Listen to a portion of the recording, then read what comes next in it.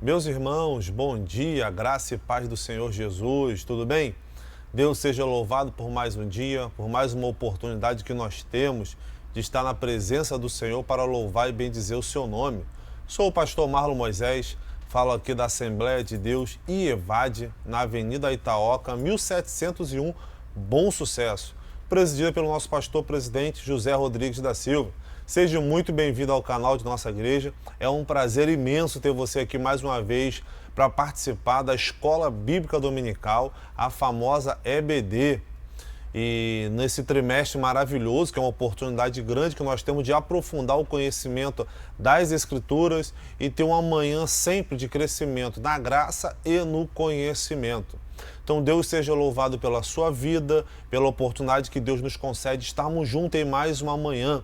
Obrigado sempre pela confiança, porque é um prazer ter você aqui conosco, é um prazer estar com vocês falando da palavra de Deus, e eu acredito que Deus tem algo reservado para nós nessa manhã. Deus tem uma palavra para os nossos corações nessa manhã, eu creio nisso. Vamos orar e agradecer a Deus.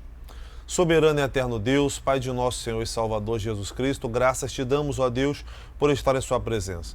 Obrigado por mais um dia, obrigado pela vida dos teus filhos que se encontram aqui na transmissão comigo. Obrigado por mais uma aula que se inicia, toma o primeiro lugar. Tu és o nosso professor, nos inspira nessa manhã e sempre te daremos honra, glória e louvor. Muito obrigado por tudo, em nome de Jesus. Amém. Meus irmãos, estamos aqui num trimestre maravilhoso, falando sobre "e o verbo se fez carne", Jesus sobre a ótica, o olhar do apóstolo do amor. Essa é a espinha dorsal do nosso trimestre. E junto com isso nós estaremos trabalhando cada domingo uma aula diferente, não é isso? E trabalhamos sobre a primeira aula falando sobre o Logos eterno ali, a encarnação do verbo. Depois tratamos sobre Nicodemos, o novo nascimento. Depois viemos domingo passado sobre a mulher samaritana. Você lembra? A verdadeira adoração. São aulas que estão aqui do nosso canal, o canal da igreja, a qual você pode visitar quantas vezes quiser, fazer suas anotações, tirar suas dúvidas. Eu acredito que será muito bom para a sua vida. E hoje, na aula de hoje, nós estamos com o tema Jesus, o pão da vida. Lembrando sempre que fazemos menção da revista da CPAD, a Casa Publicadora das Assembleias de Deus, é a lição que nós usamos nesse trimestre. Quero lembrar sempre, como de costume, em primeiro lugar, ative o sininho, para que todas as vezes que suba a live, todas as vezes que você possa estar ciente da nossa atividade do culto, nossos eventos, nossas programações, nossos estudos, você possa estar sempre atento, antenado com a nossa programação. Então ative a live, tá bom? Ative o sininho para que você possa estar recebendo essas notificações. Segunda questão, que você possa também nos ajudando, compartilhando o link com o máximo de pessoas possível, grupo, famílias, para que outras pessoas possam receber a palavra do Senhor e, consequentemente, você nos ajuda a divulgar o canal de nossa igreja.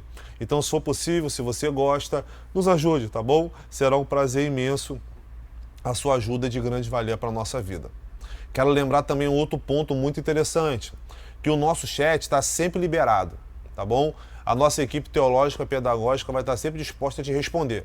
Pode ser tanto pelo chat direto, ali trocando mensagem, ou aqui mesmo por mim na transmissão, falando com vocês. Então, trata a nossa aula mais interativa, faz com que a nossa aula não seja só expositiva, não só seja eu falando aqui com vocês, mas que vocês possam interagir comigo, com dúvidas, perguntas, questionamento, falando como está chegando a transmissão, se você está gostando, se não está. O seu feedback é muito importante para a nossa vida e para que possamos melhorar sempre a transmissão para você. Você já está reparando na sua casa, o cenário está diferente aqui, né? Já mudamos. Então, isso é bom, isso ajuda também para você na compreensão e transformar um ambiente de sala de aula. Mesmo aqui acompanhando pela web, eu acredito que Deus vai te alcançar, vai te renovar, vai te fortalecer e o nome dele será sempre glorificado. Ok? Dito isso, vamos para a nossa aula. Está aí o tema na sua tela para você ver junto comigo, que é Jesus, o pão da vida. É o nosso tema de hoje. Se você tiver a revista, acompanhe comigo, como sempre. Se não tiver com a Bíblia, deixa aberto para que você possa ler os textos sagrados comigo. Mas se tu estiver na correria do dia a dia, no trabalho, nos afazeres, e não puder estar com a Bíblia nem com a revista, nos ouça e visite quantas vezes quiser essa aula, esse canal, para que você possa fazer suas anotações. E aí criando suas conclusões e aprofundando seu amadurecimento. tá ok? Então vamos lá, vamos caminhando. Aparece para você aí o nosso texto áureo, correto? Que está em João, capítulo 6, versículo 48. Eu sou o pão da vida. Jesus dizendo isso, que ele é o pão da vida. Temos uma verdade prática que diz: Jesus é o pão da vida que sacia a fome espiritual de todo ser humano. Jesus é o pão da vida que sacia a fome espiritual de todo ser humano. Saciar, eu quero que você guarde essa palavra porque ela vai te remeter às nossas duas últimas aulas, tá ok?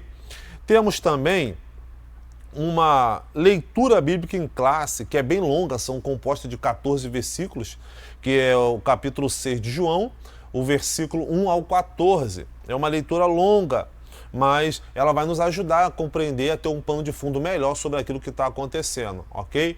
É óbvio que uma compreensão melhor precisaria ler o capítulo 6 todo. Ele é muito longo, passa dos seus 50 versículos, brincando, 70 e poucos versículos. E com isso nós precisaríamos de muito mais tempo, mas ele fica como dever de casa, tá bom? Para você ler aí. E vamos lá. O texto diz, João capítulo 6, versículo 1 ao 14. Depois disso, partiu Jesus para o outro lado do mar da Galileia, que é o de Tiberíades, e grande multidão seguia, porque via os sinais que operava sobre os enfermos. E Jesus subiu ao monte e, assentando-se ali com os seus discípulos. Olha que dado interessante. E a Páscoa, a festa dos judeus, estava próxima. Então Jesus, levantando os olhos e vendo que uma grande multidão vinha ter com ele, disse a Filipe: onde compraremos pão para estes comerem? Versículo 6. Mas dizia isso para o experimentar. Guarde isso, porque ele bem sabia o que havia de fazer.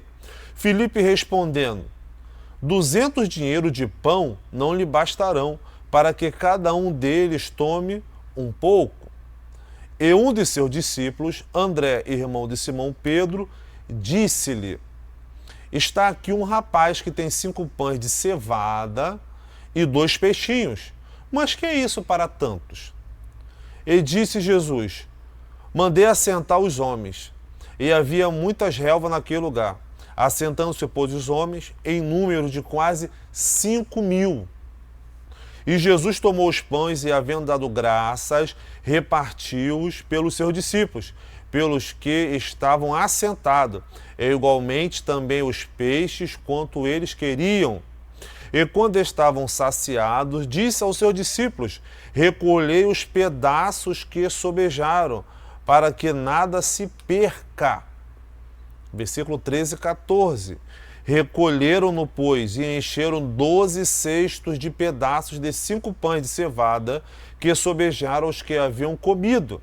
Vendo, pois, aqueles homens o milagre que Jesus tinha feito, diziam: este é verdadeiramente o profeta que deveria vir ao mundo. Deveria vir ao mundo. Então, vocês devem prestar nossa atenção que essa nossa leitura é longa, mas eu fiz questão de salientar alguns pontos para que você possa compreender e isso mexer. Por que o professor leu em alguns pontos e salientou? Isso é importante para termos uma compreensão melhor, tá bom? Como sempre fazemos de costume, temos alguns objetivos a qual nós iremos trilhar nessa manhã. Primeiro objetivo é instruir a classe a respeito do milagre da multiplicação. Segundo, refletir a resposta aos desafios da fé. Terceiro, correlacionar a necessidade do ser humano com Jesus como pão do céu, ok? E a quarta aqui, eu quero que você guarde a quarta aqui, o nosso quarto objetivo, porque ele é essencial.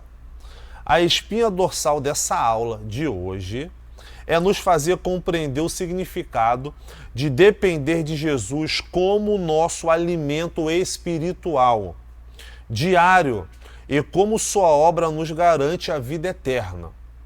Dessa forma, seremos conduzidos a uma comunhão mais profunda com o Senhor. Então, meus irmãos, pelo amor de Deus, guarde esses objetivos. Guarde esses objetivos, porque eles serão fundamental para a nossa aula de hoje. Ok? Beleza? Como de costume, eu sempre faço uma coisa e vocês já sabem aqui, acompanham o nosso canal. Toda vez que eu começo uma aula, antes de entrar na introdução, o que nós fazemos? A recapitulação. E recapitulamos aqui a aula de número 3. Aí eu salientei 2 pontos para vocês da aula passada. Falávamos da mulher samaritana, lembra disso? E falamos da verdadeira adoração. Qual é a verdadeira adoração? Ou o que é a verdadeira adoração? 2 pontos salientados. Primeiro, em Jesus, a verdadeira adoração surge como um movimento que se inicia onde? No interior. Tudo isso resulta de uma experiência viva com Jesus Cristo. Então, é um movimento no sentido de processo, que é de dentro para fora, a partir de uma experiência, de um relacionamento que você tem com o divino. É o que nós enxergamos na passagem da mulher samaritana. A mulher teve um encontro com o seu profeta, usando o termo profeta de propósito, porque ela o reconhece pela visão da lei que ela entende. Lembra que eu falei da visão messiânica para os judeus e da visão messiânica para os samaritanos? Que ali aparece como uma visão profética, uma visão profeta para eles, para a compreensão. Lembra disso? Então, a partir desse relacionamento que ela tem com ele, ela desenvolve essa experiência. Essa experiência é marcada de dentro para fora. E nós temos ali um marco muito interessante. Qual é esse marco? Quando Jesus disse: se tu soubesse quem te pede água, você me pediria e eu te daria água viva. E ela jorraria dentro de você uma fonte. Lembra disso? Então, por isso que a ideia de ser um adorador, ou qual é a ideia da verdadeira adoração, está ligada a uma mudança interior para o exterior. Ok? Um outro ponto importante é o verdadeiro cumprimento da lei. Não, essa parte aqui, que o nosso relacionamento com o Pai seja tão verdadeiro quanto a nossa adoração. Tá? Nosso relacionamento com o Pai seja tão verdadeiro quanto a nossa adoração. Então, que Deus nos ajude a mantermos um relacionamento íntimo, tenso e profundo com Ele, e que isso seja reflexo da nossa adoração, da nossa intimidade com Ele. Tá bom? Quer saber mais? Visite a aula passada e você vai saber mais sobre a verdadeira adoração. Tá ok? Essa é a nossa recapitulação. Então, nós temos agora algo interessante, que é a palavra-chave. Eu sempre falo da palavra-chave porque ela nos ajuda. Só tem uma, pastor? Não, existem várias palavras-chave que vão nos ajudar a compreender. Porém, o autor da lição salienta a palavra vida. Então, eu também faço questão de falar e ressaltar nossa palavra-chave como vida. Vida. Curiosamente, fazendo um paralelo da palavra vida, pensando em Nicodemos, nós falamos do novo nascimento, vida. A mulher samaritana, a verdadeira adoração daquilo que brotava dentro dela, vida.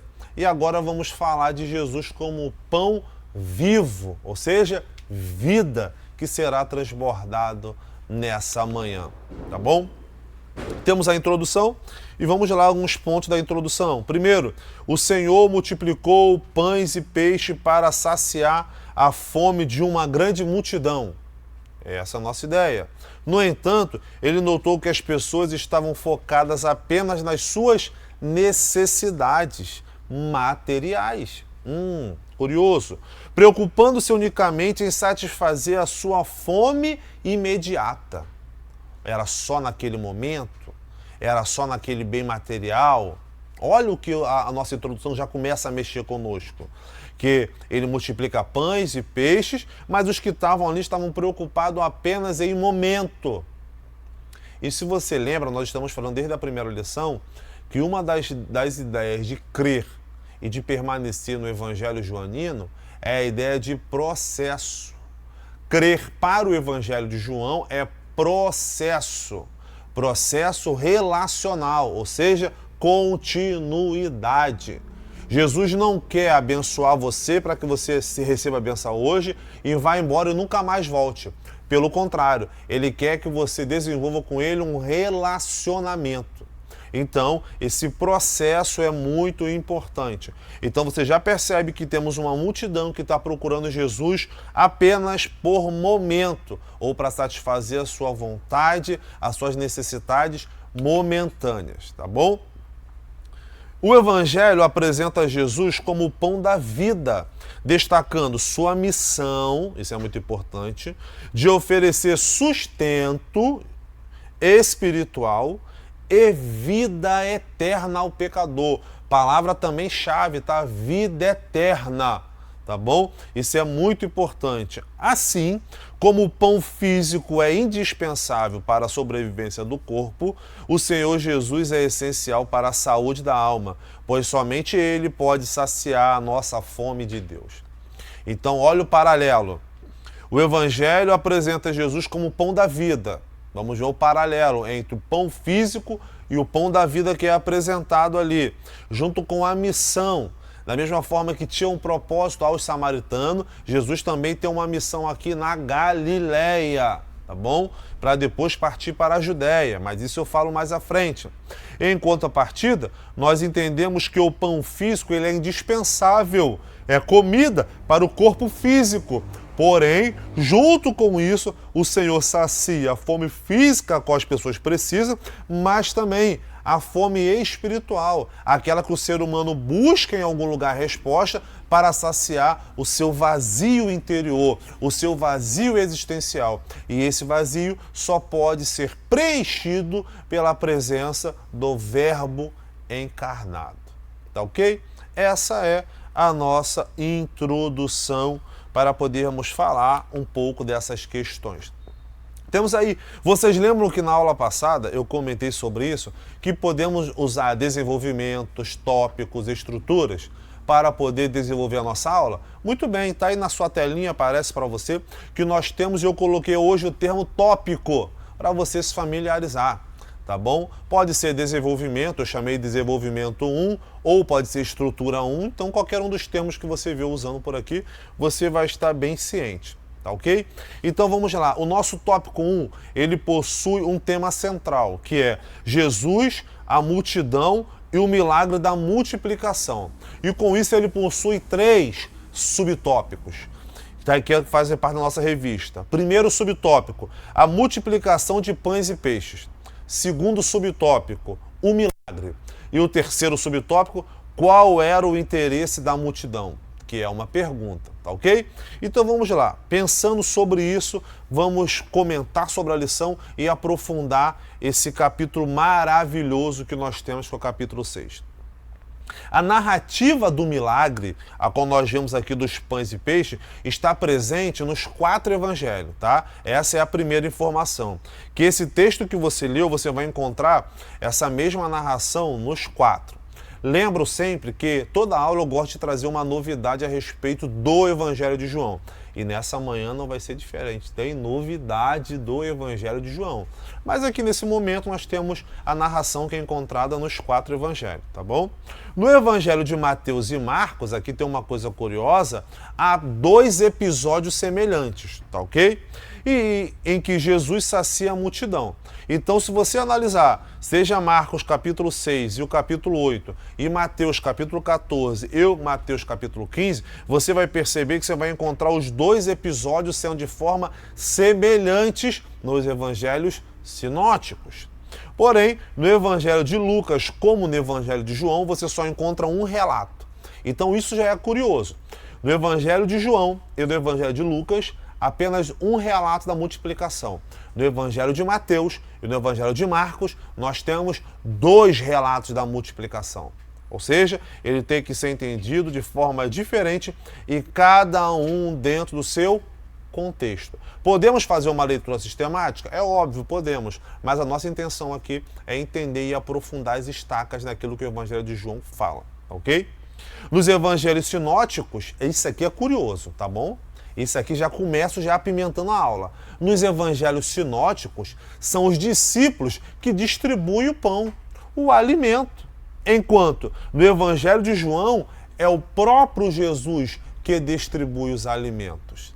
Tá bom? Então isso é uma curiosidade, que por um lado no sinótico são os discípulos que pegam e vão distribuindo, e no outro lado é Jesus que distribui esse alimento para a multidão. A sequência do versículo 3 em diante, do capítulo 6 que nós lemos, é própria do Evangelho de João. Isso aqui é muito único, é muito exclusivo, a qual o evangelista se refere a um monte. Nós não sabemos detalhadamente aonde que é esse monte, ou qual o nome é que é esse monte, porque o texto não nos fala, do Evangelho de João. Porém, ele dá um detalhe muito curioso. Qual? Que estava próximo da festa da Páscoa. Lembra? Eu salientei isso na leitura bíblica em classe. Esse é um dado bem particular do escrito joanino. Qual? A festa da Páscoa. Se você lembrar comigo, o capítulo 6 marca uma nova Páscoa. Eu estou falando isso não é porque domingo passado foi a Páscoa, o qual comemoramos a Páscoa aqui no Rio de Janeiro, né, no Brasil. Enfim, não é por causa disso. Mas é que nesse caso, o relato está mostrando para nós que não é em Jerusalém, onde a festa normalmente é celebrada, mas em Cafarnaum, ou às margens do lago de Genezaré, ou da Galileia, ou de Tiberíades, tá? Então essa é uma informação curiosa, porque normalmente nós veríamos esse relato acontecendo em Jerusalém. Porém, nesse caso, nós estamos celebrando em Cafarnaum, à margem do lago. E pode ser tanto o lago da Galileia quanto o de Tiberíades, aí depende da ideia. Aí você vai me perguntar, pastor, então por que o senhor está falando sobre a Páscoa dentro desse texto? Se você lembrar da primeira e da segunda aula, eu disse que nós falamos, ou pregamos, ensinamos a vida pública de Jesus, ou o ministério de Jesus, como você queira chamar. Que ele durou 3 anos e meio no máximo. E eu disse em aulas passadas que da onde que se tira essa informação que o ministério de Jesus durou 3 anos e meio? Eu disse a vocês que isso se tira do Evangelho de João, não se tira dos sinóticos, porque nos sinóticos não tem esse relato. Apenas no Evangelho de João nós encontramos 3 relatos da Páscoa. E um desses relatos tem a Páscoa que Jesus fez com os seus discípulos. Vou repetir, o capítulo de número 2, versículo 13 em diante, o capítulo de número 6, a qual nós lemos, é a segunda Páscoa, e o capítulo de número 11 tem um relato das 3 Páscoas. Cada Páscoa acontece 1 ano, então aí você tem 3 anos no ministério ou da vida pública de Jesus. Porém, quando chega no capítulo de número 13, a partir do versículo 1 ao 21 e o versículo número 25, você vê Jesus celebrando a Páscoa com os discípulos, que é aquela Páscoa onde tem o traidor, a qual Judas vai sair dali e vai vender Jesus. O episódio vocês conhecem, a qual Jesus vai ser preso. Então, é a partir desses relatos do Evangelho de João que nós entendemos e compreendemos que o ministério ou a vida pública de Jesus durou 3 anos e meio. Ok? Como eu falei nas aulas passadas, só isso já valeu a aula dessa manhã, tá bom? Porque é uma informação própria do Evangelho de João. Vamos lá. É dessa informação que reconhecemos essa vida pública de Jesus. Então guarde isso na sua cabeça, tá bom? Dado importante, como falando de milagres, é o nosso ponto aí, esse é o único milagre mencionado nos 4 evangelhos. Essa é uma curiosidade também. Esse milagre na multiplicação de pães, você encontra nos 4 evangelhos. É o mesmo milagre que você vai encontrar no Evangelho de João. Fora isso, você não encontra todo milagre. No Evangelho de João, você tem um relato de 7 milagres. Dentre os 7 milagres, apenas esse você encontra no sinótico. Isso é um dado curioso, tá bom? O Evangelho procura mostrar a multiplicação de pães e peixe nesse capítulo como uma manifestação do poder ilimitado de Jesus. Lembra do movimento que os evangelhos fazem? Os sinóticos aproveitam o movimento do humano para o divino e João apresenta o movimento do divino para o humano, não é o verbo se fez carne, então ele usa isso também como recurso para falar ou para mostrar da sua divindade, do seu poder, porque sinal ou sinais aqui é de suma importância, porque sinais e obras aqui nesse texto, ou na compreensão da obra joanina, são sinônimos muito importantes, porque isso vai revelar aquilo que eu disse lá na primeira aula. Quem é Jesus? É o apóstolo do Pai. Quem é o apóstolo do Pai? É o enviado do Pai. Então, lembra disso? Se ele é o enviado do Pai, a forma de ele manifestar sua messianidade é através dos sinais, dos prodígios, das obras e dos milagres. Então, tudo isso é sinônimo para descrever a sua messianidade, ok? Isso é muito importante. Quero fazer um paralelo, como eu sempre tenho feito nas aulas com vocês, um paralelo veterotestamentário, um paralelo com o Antigo Testamento. Que, da mesma forma como Deus realizou sinais e prodígios através de Moisés lá no Egito, agora nós temos da mesma forma Jesus como a figura, abre aspas, de um novo Moisés, apresentando uma nova lei, lembra? Agora pelo Espírito, fazendo sinais e prodígios para a manifestação da sua divindade, tá bom? E eu gosto de dar um exemplo curioso, que da mesma forma que o Antigo Testamento, eu vou apenas me defender dentro do Pentateuco, tá? Para poder ficar mais fácil a explicação. Vou me situar. O Pentateuco, ele funciona como uma locomotiva. Ao invés de puxar, ele empurra. Ele está empurrando toda a história do Antigo Testamento, toda a história veterotestamentária. A figura principal do Pentateuco é Moisés. Então, Moisés é o representante de Deus humano na Terra. E essa história está sendo empurrada. Que história é essa? História da salvação. Quando chega em Jesus, no Novo Testamento, nós temos o cumprimento dessa promessa. Então, no Antigo Testamento, Moisés é a figura humana que está sendo narrado ali, ou que está sendo a principal personagem para empurrar a história da salvação. No Novo Testamento, temos Jesus, a figura humana e divina, que está sendo empurrado no Novo Testamento a partir dos 4 evangelhos, da mesma forma como uma locomotiva para dar continuidade à história da salvação.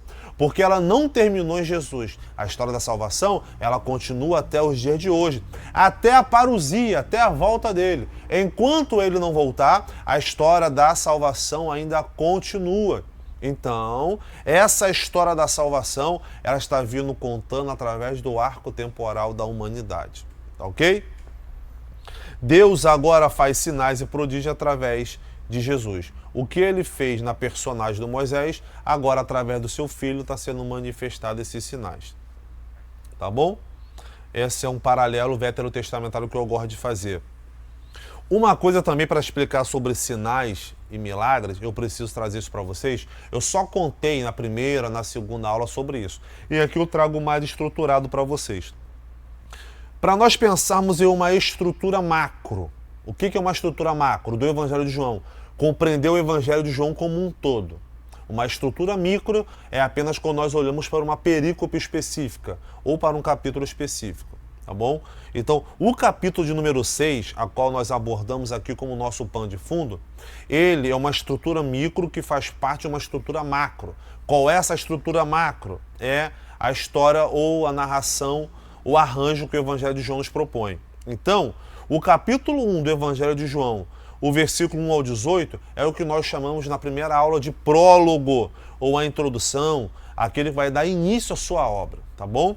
Do versículo 19, do capítulo 1, ao capítulo de número 12, versículo 50, é chamado de livro dos sinais, onde a palavra se revela ao mundo, essa palavra é Deus, se revela ao mundo e aos seus, mas eles não o aceitam.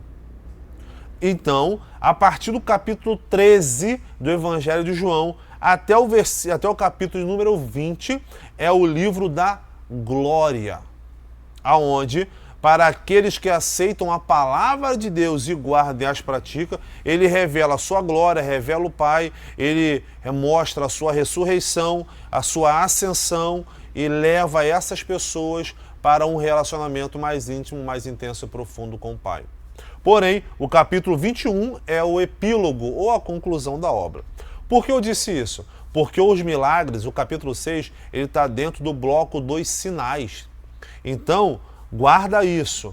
Do capítulo 1, versículo 19 ao capítulo 12, é conhecido como livro dos sinais. Você só vai encontrar sinais ali que vão revelar a messianidade de Jesus. A partir do capítulo 13 ao versículo de número 20, você vê essa messianidade ganhando uma forma diferente. Que forma essa? Mostrando a sua glória, a sua morte, a sua ascensão, a sua ressurreição e com isso levando o ser humano, aqueles que permanecem, a um relacionamento mais íntimo e profundo com Deus. Tá bom? Guarda isso, que isso é importante para você ter uma compreensão. Então, basicamente, trocando por miúdos, como é que poderíamos entender isso? Os sinais, revelando a sua messianidade, estão te atraindo para ele. Mas se você for como aquela multidão, você vai embora. Se você for embora, você perde a oportunidade de ter um relacionamento mais íntimo com ele. E nessa manhã eu quero te perguntar, você quer ter um relacionamento mais íntimo com ele? Se quiser, ele está disposto a te levar para esse relacionamento. E está disposto a aprofundar essa intimidade e essa comunhão com você. Basta você querer. O que eu faço, pastor? Permaneça. Permaneça. Porque o verbo permanecer, ele faz parte do Evangelho de João e é uma das estruturas ou uma espinha dorsal para ver a ressurreição, para ver a glorificação, para receber a ressurreição da vida eterna. Tá bom? Só alcança a vida eterna quem permanece. Não esqueça disso. Tá bom? A multidão seguia Jesus por causa dos sinais e milagres que ele fazia, porque estavam sendo atraída. Então, poucos são os que queriam ouvir a palavra. A maioria queria vir para encher a barriga, saciar sua necessidade e ficar ali, porque Jesus era para eles um milagreiro. Usando essa expressão moderna de propósito, para você pensar quem é Jesus para você. É uma pergunta curiosa e você precisa saber quem é Jesus para você. Fala comigo aqui no chat, quem é Jesus para você, tá bom? Esses sinais são obras de origens sobrenaturais, homem nenhum pode fazer, que vão funcionar como uma marca de legalidade. Ou seja, essa legalidade ela vem de autoridade, ou seja, aquele que está buscando revelar. Então, milagres e sinais de Jesus estão dando legalidade a ele para que possam revelar a sua autoridade. Isso eu divido em 3 pontos. Primeiro, Jesus Cristo, através desses sinais e prodígios, revelam ou comprovam a veracidade da sua mensagem, que a sua mensagem é verdadeira, e prova a sua identidade como Filho de Deus e como Salvador do mundo. Então, sinais, milagres e prodígios revelam a sua messianidade, a sua identidade como Filho e a sua mensagem salvífica. Número 2, essa ideia, esses sinais revelam o amor compassivo de Cristo, a qual atende às necessidades humanas. Número 3, a oportunidade soteriológica, ou a oportunidade de salvação, que é oferecida a todos que nele creem e, com isso, entram na vida do seu reino e recebem a vida eterna. No seguinte, encontramos novamente, no outro dia seguinte, Jesus ele encontra uma multidão, e vocês acompanhando o texto, estão ali querendo, ei, tem mais pão hoje? Tem mais peixe hoje? Isso é curioso, porque Jesus se manifesta de tal forma, mas no dia seguinte a multidão está lá. E aí, Jesus, tem pão? Tem peixe? Precisamos ser saciados.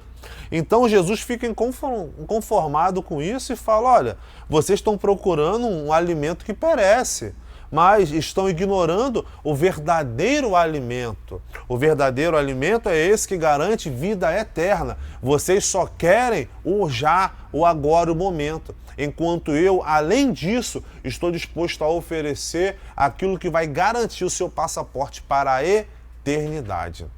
O nosso Senhor compreende as necessidades humanas, tá bom? Ele não é indiferente, ele compreende todas as necessidades humanas, mas ele sabe que não são os grandes milagres que resolverão, ou que vão poder resolver os problemas das pessoas. Ele sabe disso, pois é preciso algo mais profundo para alimentar a sua alma. E ele se apresenta como o pão vivo que desce do céu. Ele usa isso de uma introdução para dar continuidade. Então ele entende a tua necessidade como ele entende a minha necessidade. Ele provê diante da nossa necessidade, porém, ele não quer apenas saciar a tua vontade nesse momento. Ele quer te levar para um nível mais íntimo e mais profundo com ele. Você quer ir? Então venha comigo nessa caminhada de relacionamento mais profundo com Deus. Entramos no nosso segundo tópico, é isso? A qual vai falar, que é o tema central, Jesus desafia a fé dos discípulos. Curioso, tendo 3 subtópicos. O primeiro é Jesus subiu ao monte. O desafio para os discípulos, uma lição de provisão, tá ok? Aparece para você na sua tela. Então, se você quer realmente experimentar um relacionamento mais íntimo com Deus, essa primeira parte já vai te chamar a atenção. Qual? Desafia a fé dos discípulos. Ter um nível de relacionamento com Deus requer desafios. Está disposto a encarar desafios para alcançar uma intimidade maior e melhor com Deus? Está disposto? Porque desafio vai tirar você da zona do conforto. Os desafios vão mexer com a tua estrutura. Mas no final, olha o último tópico, uma lição de provisão. Quer conhecer o Deus da provisão? Quer conhecer mesmo? Você quer conhecer o Deus da provisão? Eu vou falar daqui a pouco o porquê. Então vamos lá. É hora de treinamento, porque o que Jesus propõe para eles é um treinamento. É curioso, porque isso pertence somente ao Evangelho de João. Então, guarda o que eu vou dizer para você. Todo relacionamento com Jesus, todo relacionamento de Jesus com os seus discípulos, ou todo relacionamento de Jesus com os discípulos, estava sempre fundamentado em o quê? Em um ensinamento. Então guarda isso. O relacionamento com Jesus está ligado a ensinamento. Jesus quer te levar ou quer te ensinar a algo dentro daquilo que você está passando e está vivendo, tá bom? Não temos com certeza a localidade precisa desse monte, como eu já falei para vocês. Sabemos que apenas Jesus subiu ali para ter uma visão melhor do que estava em sua volta. É um dado que o texto passa por alto e não explica muito, mas Jesus vai para observar.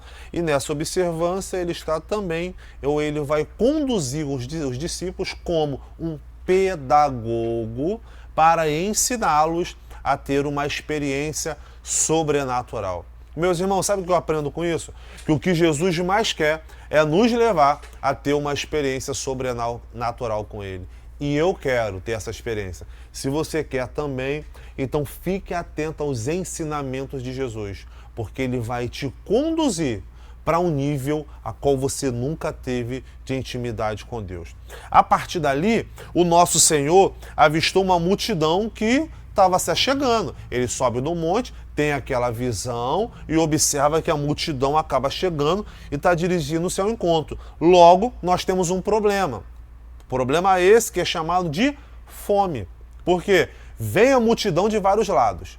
Está crescendo, logo o problema aparece. Então, você já tem que pensar comigo que todo crescimento vão surgir também problemas.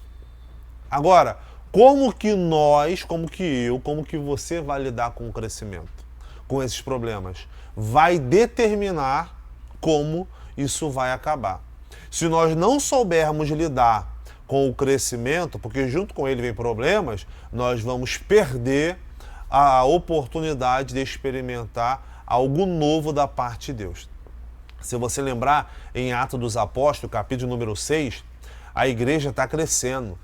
E os apóstolos resolvem fazer o quê? Existe um problema, as viúvas estão sendo esquecidas.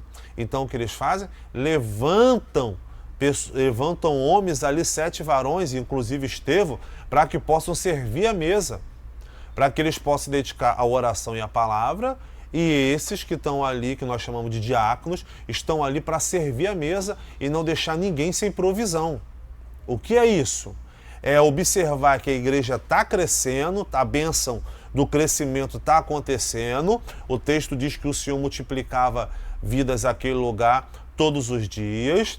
E como que eu vou lidar com o crescimento? Criando estratégias. Porque se eu não tiver estratégias, eu não vou saber lidar com o crescimento. E se eu não souber lidar com o crescimento, eu vou perder a bênção que Deus deu para mim, que é a bênção da fartura, da prosperidade, do crescimento, enfim. Tá bom?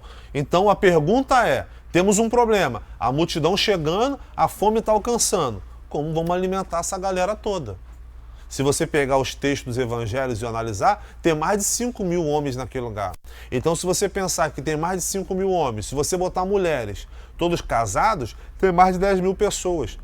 E se você botar cada casal com 2 filhos, você tem mais de 20 mil pessoas ali. Então, é um número incontável. Então, o problema é muito grande, porque o crescimento está acontecendo, mas o problema também aumenta. Mas Jesus quer mostrar algo, ele quer ensinar algo para eles. Sempre com o crescimento, guarda isso, os problemas vão aumentar. E é a forma como resolvemos os problemas é que vai determinar se nós vamos triunfar ou se vamos fracassar. Ok? Nesse momento, os discípulos compreenderiam que muitos dos desafios da missão evangélica ou da missão cristã podem não ser superados apenas com esforços humanos. Ou seja, nesse momento, os esforços humanos não são capazes de resolver problemas como esse. Então você vai me dizer, pastor, você acabou de falar que a forma com que eu resolvo os problemas vai determinar a minha conquista, o meu triunfo ou o meu fracasso. É óbvio. Existem questões que é questão de logística. Existem questões que é uma questão que nós podemos fazer. Como o texto de Atos. Eles olharam, viram a situação e falaram, vamos levantar homens para dar conta disso. Tiveram uma estratégia divina, mas que estava ao alcance humano, separar homens para tal obra. Nesse caso aqui, foge da compreensão humana. Então, temos que partir para a questão divina. Temos que orar, buscar em Deus, para que possa dar uma direção, para que possamos ter uma compreensão melhor e uma estratégia melhor para resolver os problemas. A fala que Filipe, um dos discípulos, está tendo, demonstra o tamanho da dificuldade. Ele diz, olha, para alimentar essa multidão, nem que nós tivéssemos 200 denários, nós conseguiríamos alimentá-lo. 200 denários representaria a cada um denário um dia de trabalho, um trabalhador. Então seria uma diária de um dia. Então se ele disse que nós tivéssemos 200 denários não daríamos conta, ele está dizendo, nós precisaríamos de pelo menos 200 dias de trabalho, 200 diárias, e mesmo assim não daríamos conta do que está acontecendo. Então nesse caso, o Senhor estava demonstrando o quê? Limitação humana em resolver problemas complexos. Então, se eu sou limitado aos problemas complexos, logo eu me torno o quê? Dependente do sobrenatural. Então, uma das lições que Jesus quer mostrar para os discípulos é ser dependente do sobrenatural. Seja dependente do sobrenatural. Seja dependente do sobrenatural. Tá ok? Então, o Senhor estava desafiando o quê? A fé dos apóstolos ali, ou dos discípulos, sempre com o intuito de promover o seu crescimento espiritual. Então perceba, quando a dificuldade é tamanha e foge da sua compreensão ou do algo concreto que o ser humano pode tocar, Jesus está levando os discípulos a uma experiência sobrenatural, a desenvolver a fé. Então, o que Jesus quer fazer é que eles cresçam na fé. Então, meu irmão, se você estiver passando, minha irmã, em alguma situação que foge da compreensão humana, aprenda uma coisa dessa manhã. Deus está fazendo você crescer na fé. Deus está fazendo você amadurecer na fé, a desenvolver mais a sua fé, para que possa viver o extraordinário, o sobrenatural de Deus em sua vida. No meio da multidão, você sabe, aparece um garoto com 5 pães e 2 peixinhos ali. O texto diz que é pães de cevada. No relato de João, ou no relato joanino, como eu gosto de falar, a iniciativa parte de Jesus em procurar o que se podia fazer. Jesus pega os pães e os peixes, olha o que ele faz, deu graça ao Pai, e por meio das suas mãos realizou tal milagre. Aqui tem informações abertas, muito curiosa. Primeiro, pães de cevada. Eram os pães mais baratos dos pobres. Porque poderia ser pão de trigo, só que é um pão mais caro. E ali tinham pessoas pobres, necessitadas. Então o garoto que aparece no texto aparece com pães de cevada, pães que os pobres comem. Segunda questão, os pães que aparecem aqui não são os peixes que aparecem não são peixe fresco, são peixes secos, de já ter passado dias. Então não era algo novo. Então o que Jesus fez, ele pegou isso e olha o que ele fez. Orou dando graça a Deus e o repartiu. Curioso isso. Onde que você vê Jesus fazendo isso?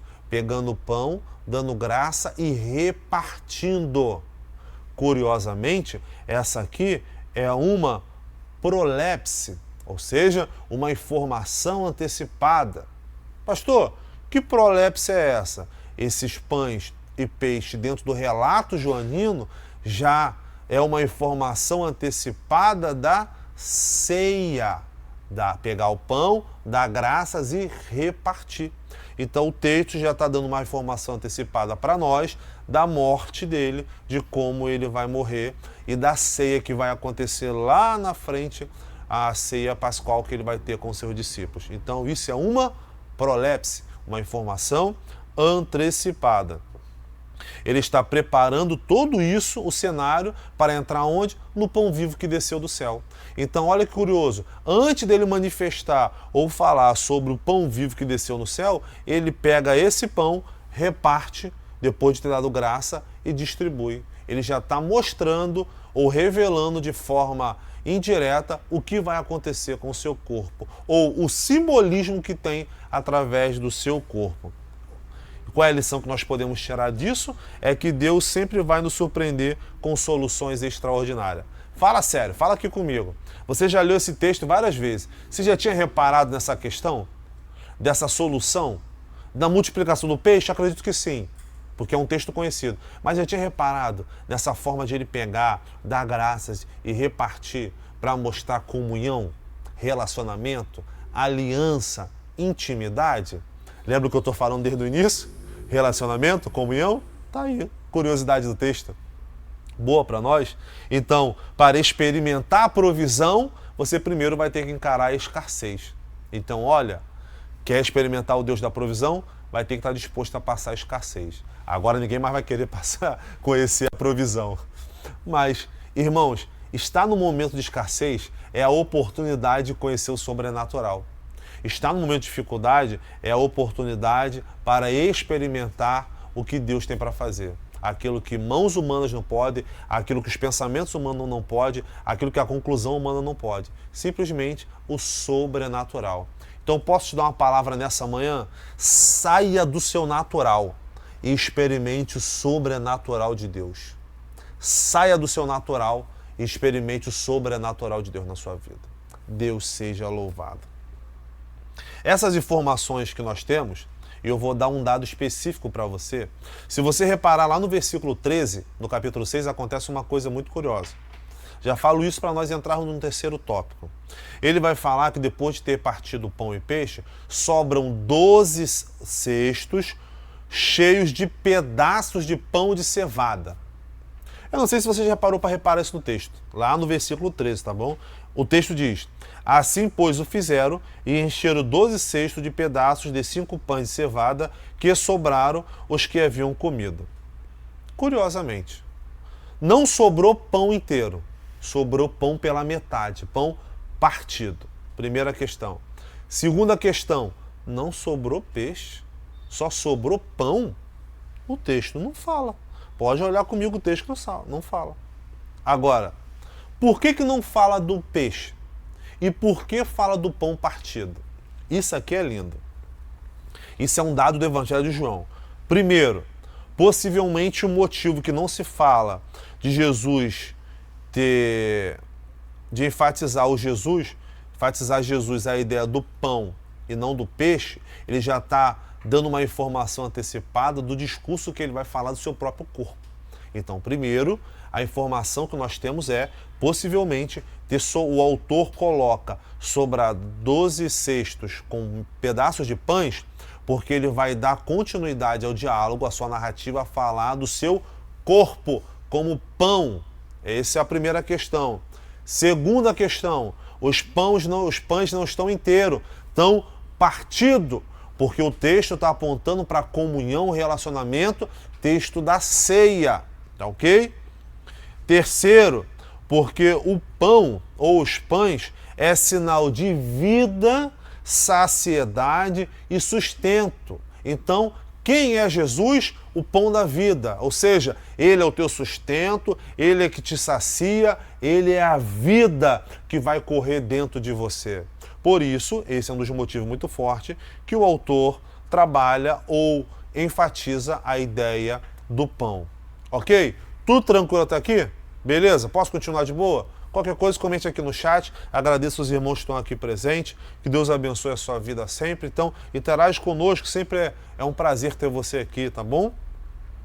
Então, tranquilo até aqui? Essa é a informação que ele vai nos dar para chegarmos no nosso tópico 3, tá bom? A qual temos o nosso tema central, Jesus como pão que desceu do céu. Qual é o real interesse da multidão e o pão do céu e o que é comer esse pão. É o nosso terceiro tópico e os nossos 3 subtópicos. Isso tudo que eu falei é para pintar um cenário, e eu uso essa expressão pintar um cenário de propósito, para nós que somos leitores posteriores, ou seja, nós não vivemos com Jesus, queríamos, mas não vivemos, nós não andamos com ele como os apóstolos, então somos leitores posteriores. O que o texto quer propor para nós era para termos uma comunhão, um relacionamento com ele, mesmo diante da escassez e da dificuldade. Ele quer que nós venhamos desenvolver a fé a partir de um relacionamento íntimo e intenso com ele. Experimentamos isso através das escassez, da dificuldade. Mas ele sempre será o Deus da provisão. É o Deus a qual sempre preservará o sustento necessário para a nossa vida existencial e para a nossa vida eterna. Ok? Pensando sobre isso, o episódio que vai antecipar o discurso de Jesus como pão vivo, e aí você percebe comigo, é o episódio que é o andar sobre as águas. E isso também você encontra nos outros evangelhos sinóticos. Embora que você encontra de uma forma mais resumida, o autor ou o evangelho de João, ou a obra joanina, para ficar mais bonita aqui a nossa fala, ele faz questão de colocar esse acontecimento de Jesus sobre o mar como uma demonstração da sua epifania. Pastor, o que é uma epifania? É uma manifestação ou uma aparição da sua divindade. Não é à toa que quando os discípulos estão atravessando o mar e já estão na metade do caminho, eles veem Jesus, eles avistam Jesus de longe vindo e andando sobre o mar. Quando eles chegam perto, quando Jesus chega perto deles, estão com medo. Jesus fala: ei, fica calma, não tenha medo. Como é que não vai ter medo? Se eles estão, o natural deles, que são pescadores, está no momento ali mexendo de forma que eles não conseguem controlar. O natural fugiu do controle. E agora eles observam o Jesus andando sobre o mar. Jesus, dentro do natural dele, está manifestando o sobrenatural. Olha que curioso. E nessa manifestação do sobrenatural, Jesus diz para eles o quê? Ei, não tenha medos, sou eu. Ou seja, ego emi, é a transliteração do grego, ego emi. Sou eu, ou eu sou, é a expressão que Jesus usa para poder falar da sua divindade, quem ele é. E curiosamente, se você fizer um paralelo veterotestamentário, e você for reparar lá no Êxodo, no capítulo número 3, quando Deus chama Moisés e vai falar para ele de dentro da sarça, Moisés fala para Deus: Deus, mas quando eu chegar diante de Faraó, quem eu vou dizer que me enviou? E Deus diz para ele, diz que o eu sou me enviou. Essa expressão eu sou no hebraico, que está sendo usada ali e está sendo traduzida para o português, é a mesma expressão usada no Evangelho de João como eu sou. é a mesma. A diferença é que uma está no hebraico e a outra está no grego, para mostrar a divindade de Adonai no Antigo Testamento e mostrar a divindade de Jesus aqui no Novo Testamento, tá bom? Sabia disso? É um dado curioso, se você não sabia, anota aí porque já valeu a aula, tá bom? Fazendo um outro paralelo aqui veterotestamentário, o fato de Jesus andar sobre as águas antes de acontecer ou narrar o pão vivo que desceu do céu, é uma combinação de alimento miraculoso, o texto quer propor para nós, providenciado com a caminhada sobre o mar, que Jesus está tendo ali sobre as águas, ela está ecoando a ideia veterotestamentária do milagre que Moisés teve lá no Êxodo, quando eles saíram do Egito e vão comemorar a Páscoa. Como é que eles saem do Egito? Eles passam pelo Mar Vermelho. Jesus está andando sobre o mar. Lá, eles experimentaram já a Páscoa e estão experimentando o maná. Aqui no Evangelho de João, eles ainda vão experimentar a Páscoa e já estão experimentando o novo maná, que é o pão vivo que está descendo diante deles ali. E aquele maná no passado saciou a fome, deu vida presente. Esse agora, o novo maná, sacia a fome presente, existencial e garante uma eternidade, ou seja, uma questão futura. Existem vários gêneros que vão transitar nessa questão agora. Quando Jesus vai falar como pão vivo, acontece uma mudança de gênero. Você vai sair de uma sessão narrativa, né, a qual o texto vai começar sendo iniciado através de uma narração, vai se transformar num diálogo e vai tomando uma forma de discurso, tá bom? Acontece uma mudança de gênero. Gênero sai do narrativo e vai para um discurso, tá bom? Estou explicando isso para que você possa entender aqui o nosso contexto. Tem um texto que eu quero ler com vocês, João capítulo 6, versículo 26. Olha o que diz. Respondeu-lhe Jesus, em verdade vos digo, vós me procurais não porque viste sinais, mas porque comeste os pães e vos fartais.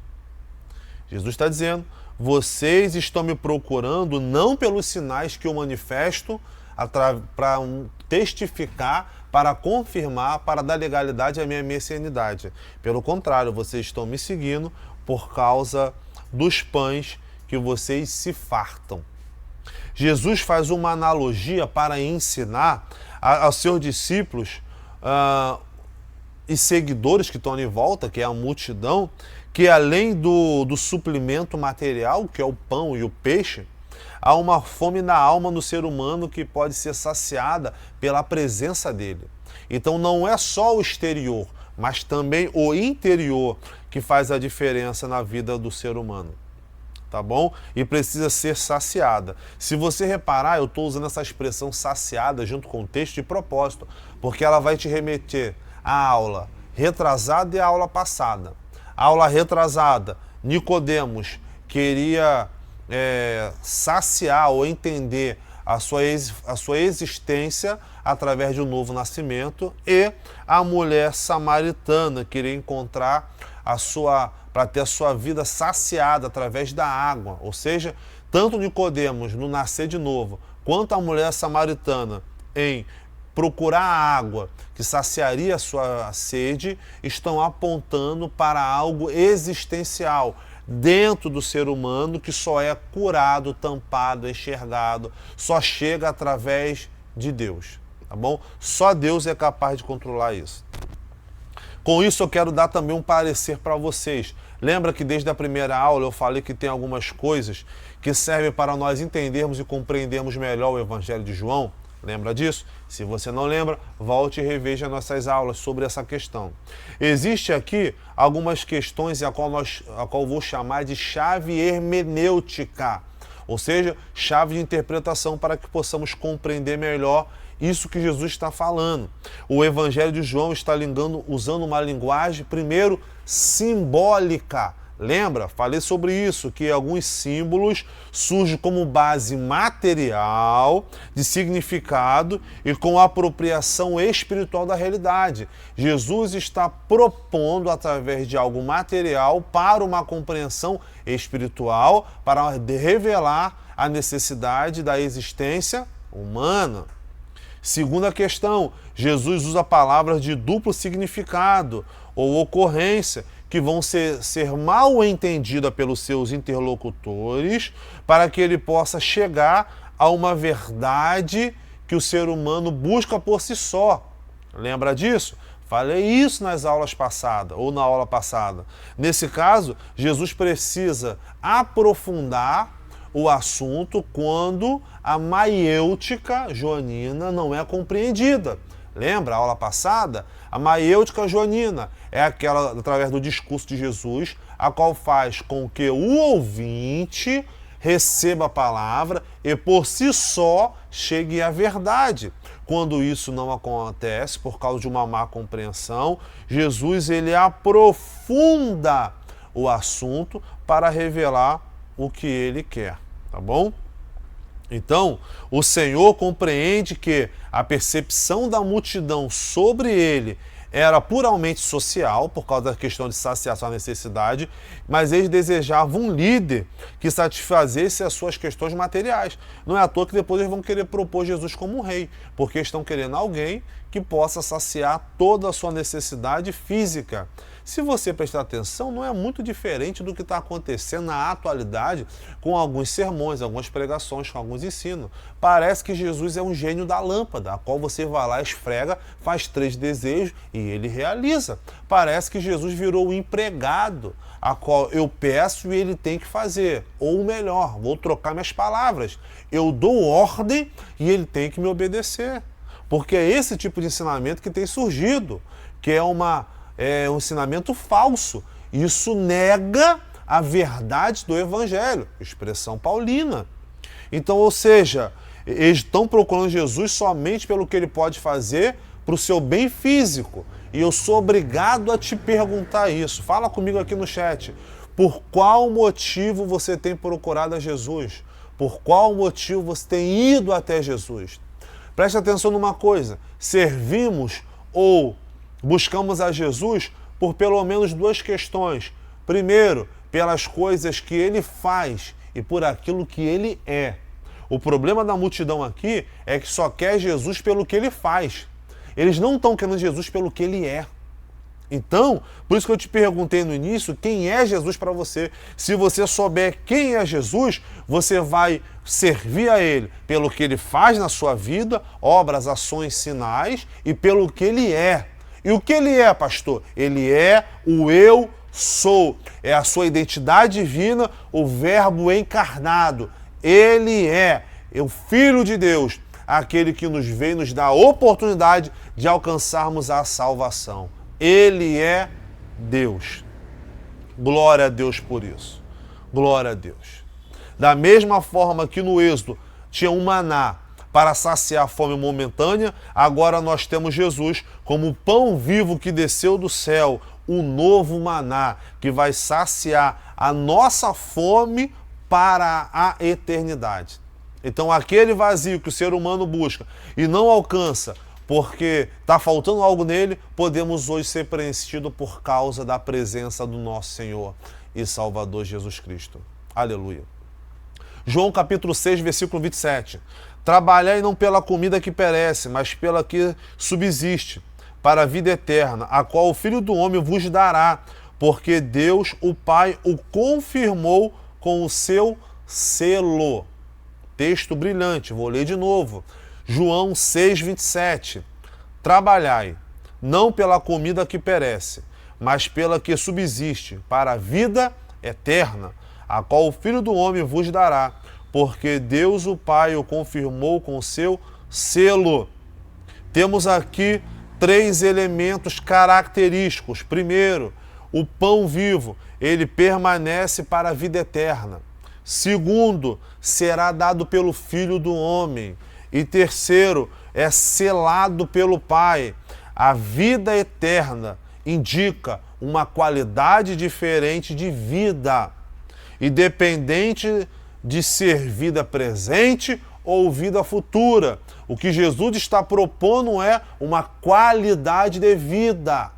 Eu sei que hoje se apresenta uma expressão e dizendo, nós vivemos hoje numa qualidade de vida, para querer apresentar uma teologia da prosperidade, mas qualidade de vida dentro do Evangelho de João é vida eterna. E vida eterna, lembrando da lição passada de verdadeiro adorador, é certeza da salvação. Se você tem certeza da tua salvação, a vida eterna é o combustível para você continuar adorando e bendizendo o nome do Senhor. É só você lembrar do que nós falamos na aula passada, quando Jesus disse, a hora vem e a hora é.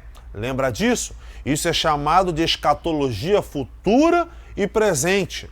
Ou seja, eu não sou um adorador pelo que vai vir. Eu sou um adorador porque eu já experimento aquilo que vai vir na minha vida presente. A minha salvação me garante que eu seja um adorador, um discípulo de verdade hoje, agora, porque eu estou aguardando a volta do Filho de Deus, a parousia. E enquanto eu não chego na vida eterna, eu já experimento ela aqui presente. Então isso me garante o sentido de adoração e isso me garante a eternidade, tá bom? Enquanto eu espero por ela, eu vivo-a aqui na terra, vivo-a no Filho de Deus, tá bom?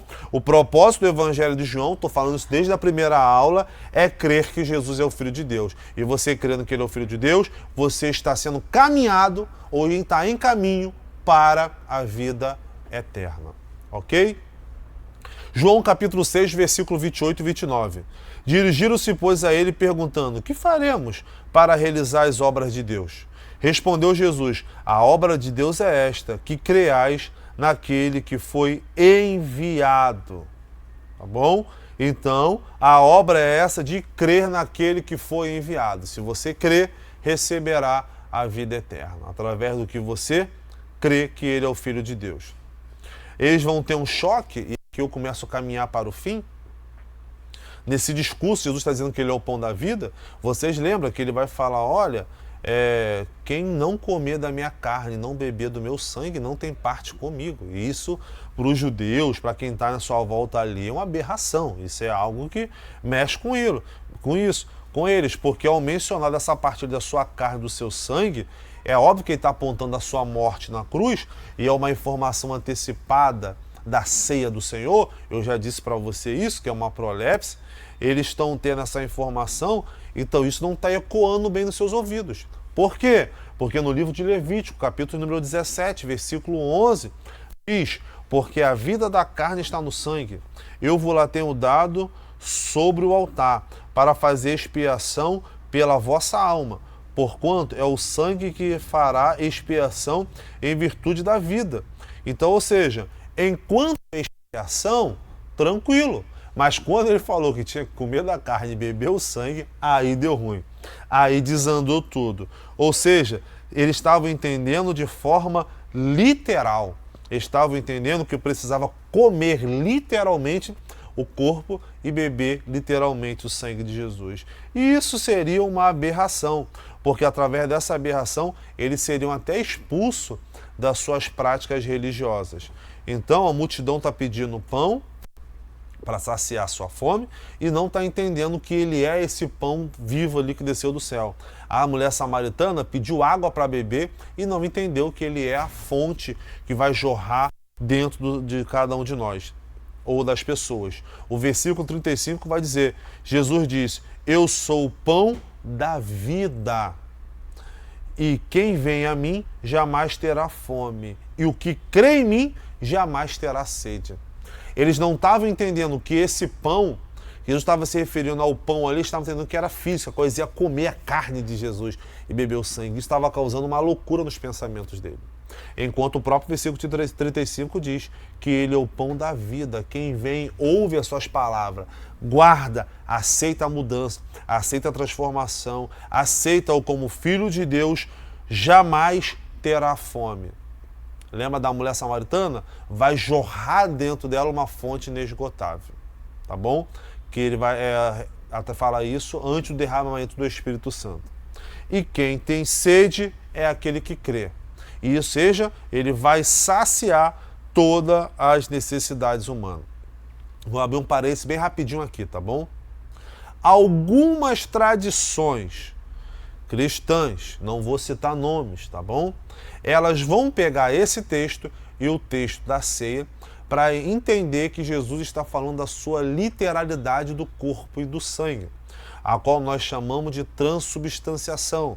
O que é isso? É quando o corpo e o sangue de Jesus, na hora da ceia, tornam-se não simbólico, mas torna-se o corpo e o sangue. Então, na hora da ceia, quando você pega o pão, na transubstanciação dentro dessas tradições, você está comendo o corpo. E quando você está bebendo o cálice, você está bebendo o sangue. Isso é algumas interpretações errôneas que algumas tradições cristãs fazem. Porque Jesus não está falando da sua literalidade do corpo. Pelo contrário, ele está usando a forma simbólica para expressar o seu corpo e o seu sangue sendo derramado como remissão dos pecados da humanidade. Ok? Fecho meus parênteses aqui para a explicação disso. Então Jesus finaliza o seu discurso dizendo: quem não participa desse banquete não tem a vida em si mesmo. Versículo 53. Então, qual é o critério soteriológico? Qual é o critério de salvação? É ser participante do corpo e do sangue de Jesus. Mas como eu sou participante do corpo e do sangue de Jesus? Tendo comunhão com ele. Correto? Então, o critério de salvação é ter comunhão com ele. Então, quando Jesus está pegando o pão, deu graças e o partiu para dar aquela multidão junto com o peixe, é um sinal de comunhão, é aquilo que nós fazemos ou usamos no momento da ceia do Senhor. Momento de comunhão, momento da fração do pão, aquilo que está sendo separado é o que vai nos unir como corpo místico de Cristo, tá bom? E eu vou aprofundar isso mais falando algumas coisas. A primeira é a comunhão que descreve. Essa comunhão é a forma que Jesus está usando para descrever, ou que nós usamos para descrever de forma teológica, a Trindade, ou o relacionamento trinitário. Falamos isso no trimestre passado, você vai lembrar, que elas interagem em si mesmo, vivendo uma dinâmica de amor, comunhão e comunidade. Da mesma forma é que a Trindade se relaciona entre si, Deus quer que nos relacionamos entre nós e com Ele. Então, o Pai ama o Filho, o Espírito Santo é o amor que une os dois, que une ambos. Essa relação de amor e comunhão é o fundamento para a criação e a salvação do mundo. Essa relação de amor ou essa relação trinitária é o que Jesus deixou para nós imitarmos essa comunhão em uma unidade para que possamos ou que somos chamados a viver essa comunhão uns com os outros e com Deus. Ficou confuso, pastor? Ou seja, a relação, a comunhão que Jesus quer que nós tenhamos um com os outros é a mesma relação que ele tem com o Pai e com o Espírito, uma relação trinitária.